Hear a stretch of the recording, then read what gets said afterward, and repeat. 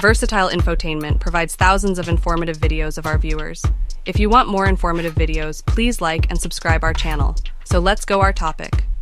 Dolly Parton is a $650 million rich American singer, songwriter, actress, author, businesswoman, and philanthropist.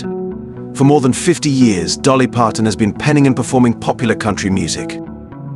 She has had 25 singles and 41 top 10 country albums published to date. Whitney Houston's renditions of Dolly's songs 9 to 5 and I Will Always Love You for the motion picture The Bodyguard are what made her most famous. As a solo artist, she has sold over 100 million albums over her career. The hundreds of millions of records that other artists have sold featuring her songs are not included in that. Dolly has made significant charitable and business investments in her home state of Tennessee with a sizable percentage of her wealth. With 3 million people annually, her theme park Dollywood is the 24th most popular theme park in the United States.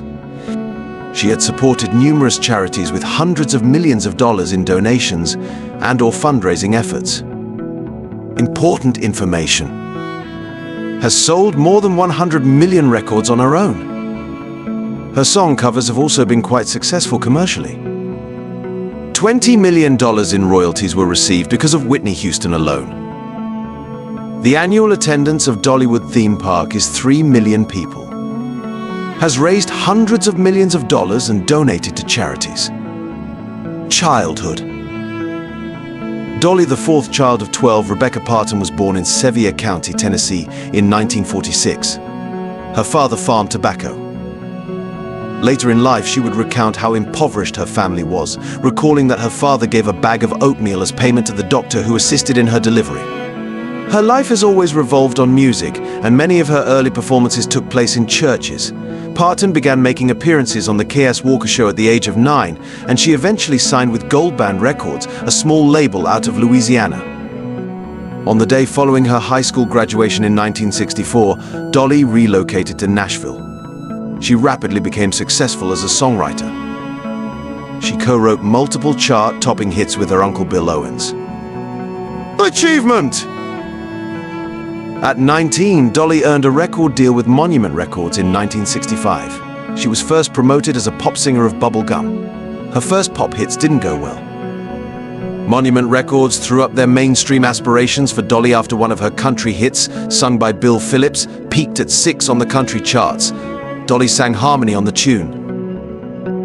Dumb Blonde, Dolly's debut single as a country music performer, peaked at number 24 on the chart. Paradoxically, this song was not written by her. It's one of the few songs from this era that Dolly didn't write herself. Something Fishy, her second single, peaked at 17. These two tracks were part of Dolly's 1967 Hello, I'm Dolly debut studio album. Her own renditions of numerous of her own compositions that other musicians had made famous were also included on the album. The Billboard Hot Country Albums chart saw the album peak at number 11. Porter Wagoner. In the identical year, Dolly received an invitation to start regularly appearing on Porter Wagoner's weekly syndicated program, The Porter Wagoner Show. After realizing Dolly's skill and unrealized potential, Wagoner persuaded RCA Victor, his label, to sign her. In addition, Porter joined her as a producer and acquired half of Opar, the publishing house she and her uncle Bill Owens started.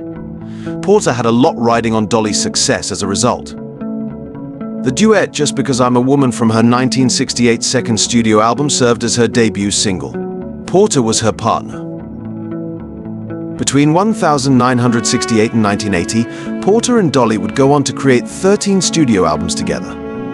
21 tracks from their albums reached the top of the country chart, with Please Don't Stop Loving Maine being the number 1 hit. Regretfully, Dolly struggled for a number of years to gain traction in her solo career. She finally achieved a huge hit with the song Jolene in 1973. In February 1974, the song peaked at number 1 on the country chart and performed admirably in non-country charts across the world. Later, the song was ranked 217th out of 500 on Rolling Stone's list of the greatest songs ever recorded. Of all the songs Dolly has written, she would admit that Jolene is the one that other musicians would record the most. Although Porter Wagoner continued to produce Dolly's songs until 1975, she parted ways with him in April 1974 to focus on her solo career. I'll love you forever. In 1973, Dolly started composing the song that would become I Will Always Love You. In honor of their 7-year professional collaboration coming to an end, she created the song as a farewell to Porter Wagoner. Dolly thought about recording the song when Elvis expressed interest in doing so, but Colonel Tom Parker, Elvis' manager, requested that she give up half the publishing rights. Dolly nodded and got to work on her own solo rendition. The song reached the top of the Billboard Country chart upon its debut on March 18, 1974.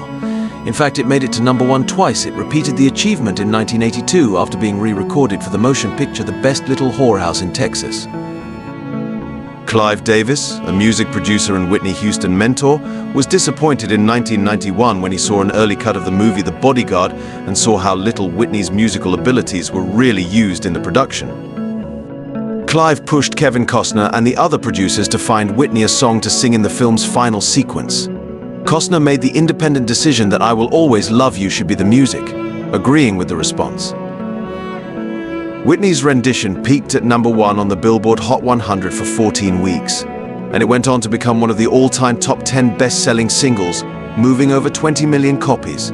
The greatest-selling single ever by a female artist is Whitney's rendition. Royalties. Thanks to Whitney's rendition, Dolly received $10 million in royalties in the early 1990s, or around $20 million after accounting for inflation. Later on, she would joke that the song brought in enough money to buy Graceland. As the owner of the writing and publishing rights, Dolly continues to receive about 8 cents for each radio play and $2 for each record sold. Pop stardom and a career in acting. Dolly continued to chart country hits between 1974 and 1980, with 8 of her singles reaching the top spot. In 1976 and 1977, she had her own variety show. The pop tunes and production on her 1977 self-produced album New Harvest. First Gathering. She performed renditions of the R&B hits My Girl and Higher and Higher and Higher on the CD. Dolly co-starred with Jane Fonda and Lily Tomlin in the 1980 film 9 to 5. She composed the movie's title song as well as sang it. Dolly received 4 Grammy nominations and an Academy Award nomination for the song 9 to 5. In the end, she took home the Best Country Song and Best Country Vocal Performance Grammys. Additional noteworthy Dolly movies are The Best Little Whorehouse in Texas from 1982, Rhinestone from 1984, Steel Magnolias from 1989, and Joyful Noise from 2012. Individual life. Dolly wed Carl Thomas Dean in 1966. Dean avoids the spotlight. He operated an asphalt road surface paving company in Nashville for the most of his life. He seldom ever goes to public events with his wife. Parton claims that Carl has only witnessed her public performance one time. Despite not having children of her own, Parton is involved in the lives of her nieces and nephews and serves as Miley Cyrus' godmother. Together, Parton and Dean raised a number of Parton's younger siblings. Tennessee Mansion. Dolly is the owner of Willow Lake Plantation, a huge home spanning more than 60 acres in Brentwood, Tennessee. There are 23 rooms in the property's main home.